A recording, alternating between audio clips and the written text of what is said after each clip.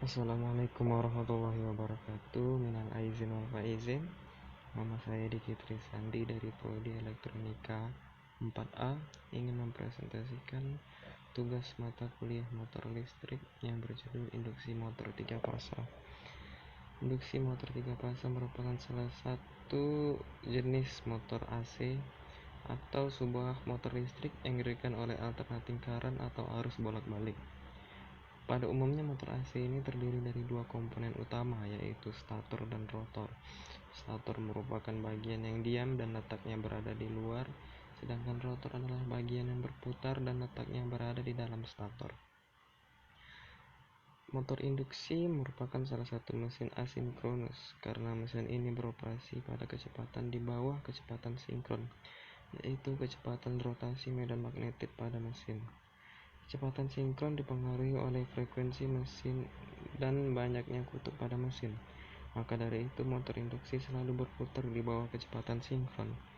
Karena medan magnet yang terbangkitkan pada stator akan menghasilkan flux pada rotor sehingga rotor dapat berputar.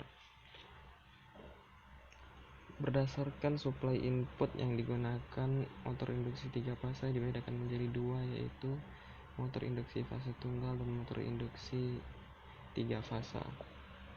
Perbedaannya antara lain, motor induksi fase tunggal menggunakan pasokan fase tunggal untuk operasinya, sedangkan motor induksi 3 fasa menggunakan 3 fasa untuk operasinya.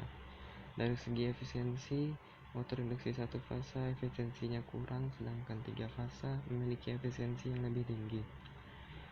Dari segi contoh, motor induksi 1 fasa sebagian besar digunakan dalam peralatan rumah tangga seperti penggiling, mixer, kipas angin, kompresor, dan lain-lain.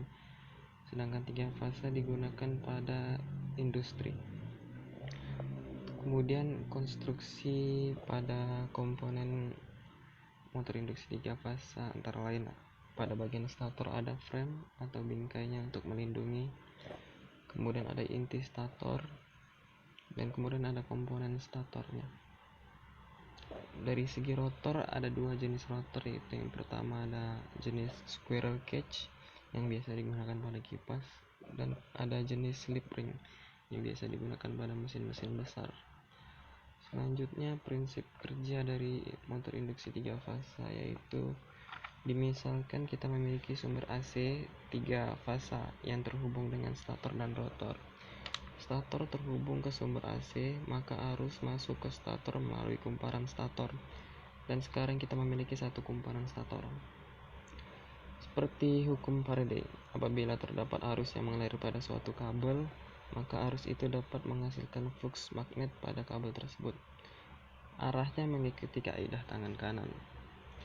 Kemudian akibat adanya flux pada kumparan stator, maka arus akan terinduksi pada rotor. Akibat muncul arus pada rotor dan adanya medan magnet pada stator, maka rotor akan berputar mengikuti hukum Lorentz.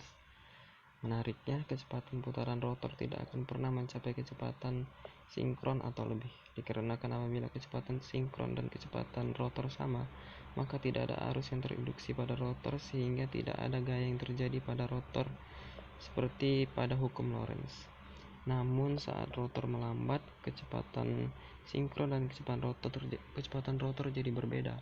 Akibatnya rotor akan terinduksi arus sehingga rotor mendapatkan gaya bergerak, dan gaya tersebut dapat menimbulkan kecepatan kembali yang disebut fenomena ini disebut dengan fenomena slip. Dari segi teori itu saja, kemudian saya akan menunjukkan video kerja dari prinsip kerja dari motor induksi 3 fasa seperti pada video tersebut. Slip ring rotor, whereas in most of the other applications, you will see a simpler squirrel cage type of rotor. Why are there two different designs of rotor construction for induction motors? We will explore this in the video.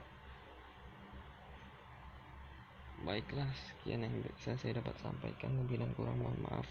Assalamualaikum warahmatullahi wabarakatuh.